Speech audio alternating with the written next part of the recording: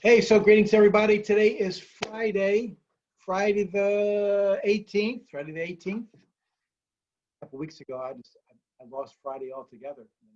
But anyway, I didn't today. Today is Friday the 18th, and this is your Friday eBlast. Maybe you're looking at some pictures. My friend who does these paintings, he's really a landscape guy, but this was a series that we used in Holy Week. What a beautiful picture of Rockport. And now this woman, this church lady coming out doing worship. Beautiful stuff. Anyway, Friday the 18th. It's very much a fall day today.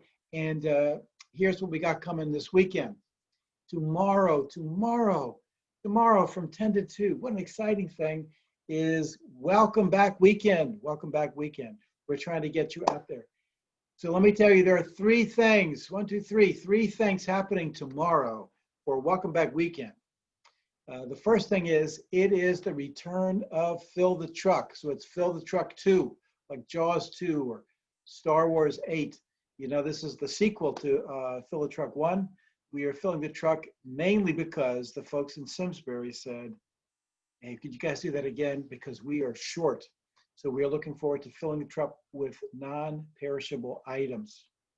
So that would be great. 2, it is also the weekend that we are getting all the stock ready for the blessing bags for the teachers and staff at Terrafil School. 50 little bags.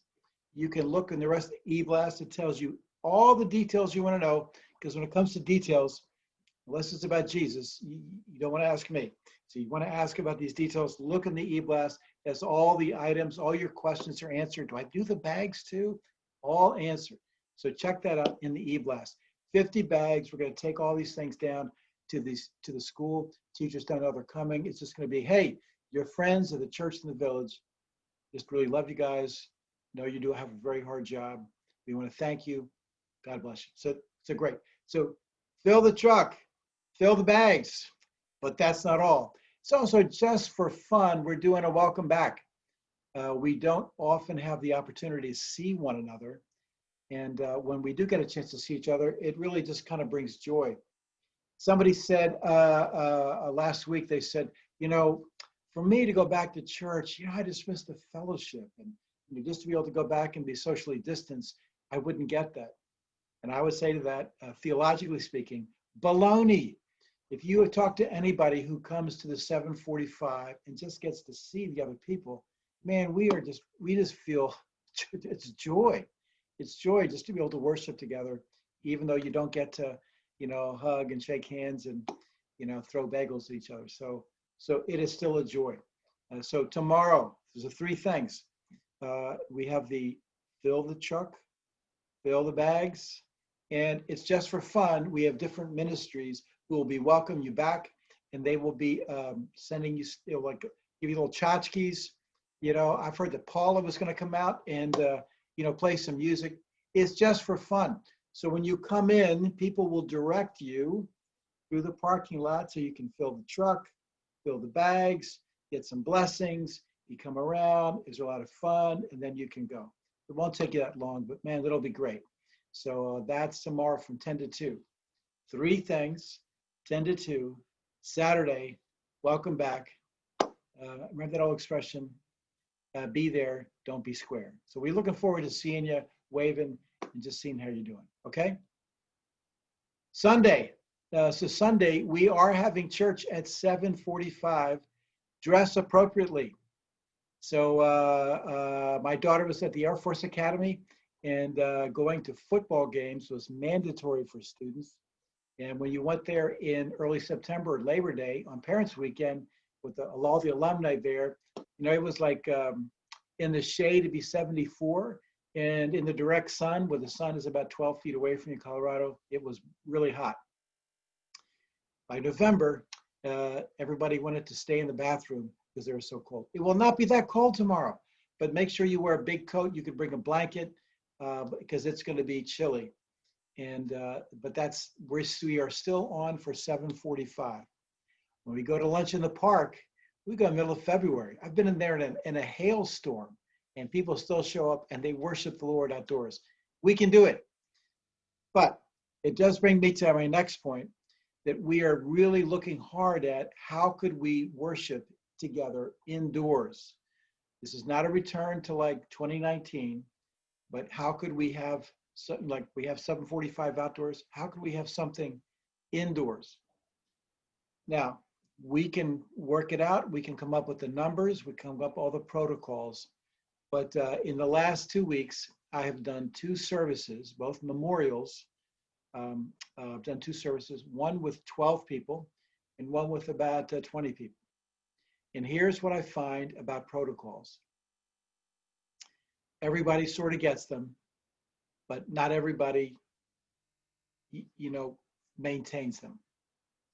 So if we do meet and we talk about wearing masks at all time, that means the masks don't come off, and they don't come down on your chin. It means your nose and your mouth are covered at all times with a good mask. Why? Why are we such sticklers for this? Because we don't want anyone to get sick, and Lord knows we don't want anyone to die, right? So if we come up with a plan, when you guys come in, if you guys, I kind of feel like, like the school teacher or like, or my dad, we're taking a trip. You guys start acting like squirrels in the car, I'm turning around. We just can't, there's only way we can meet together. We have protocols that can make it safe. We do. But you have to agree that you're going to follow through with them.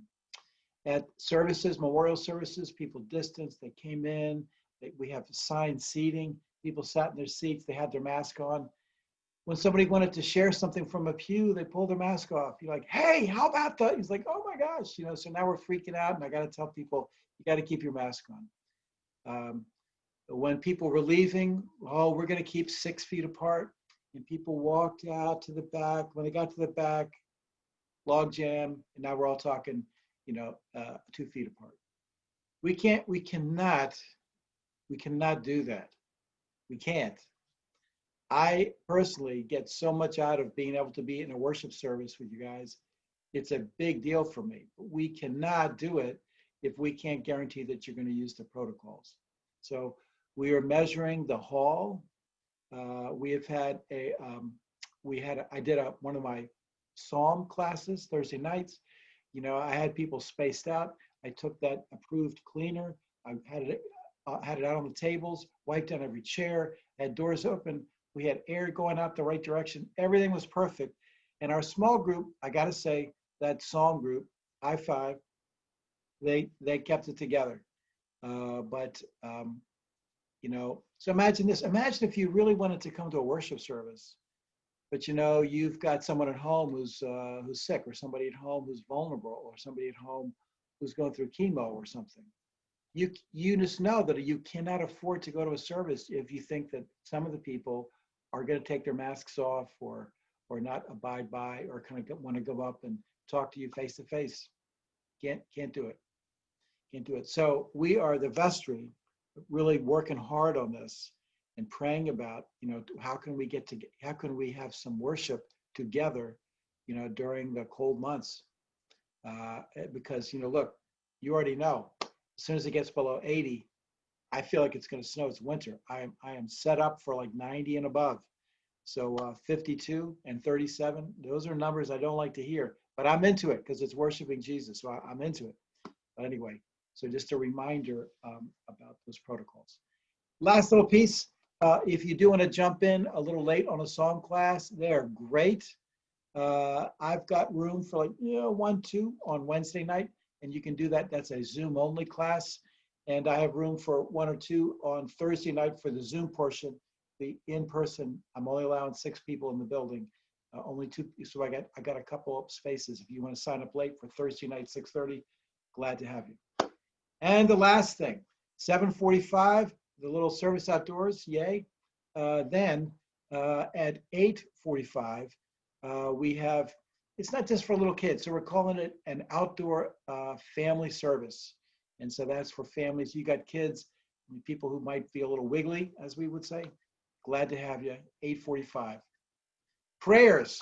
Last week, 3 of our families that were all designated and all set up to come to our service, all either had a hospital visit or an illness. There was a sinus infection in one family. one of the Eichelberger girls, was in the hospital, is doing better now. Things are good. But there was an infection she had to go in for. So we had 3 different families with 3 different items. So be praying for each other. Really be praying for each other. We have 4 or 5 people going through treatment for cancer right now. So you can be praying for them. This is what we do as a community. Okay? I think that's about as much. That's more time than I wanted to spend. So see you Saturday morning between 10 and 2. And see you on Sunday, 7:45, 8:45, 9:45. I may not be at the Sunday Fill the Truck, but God bless you for all your contributions and looking forward to it. Okay, so bye for now.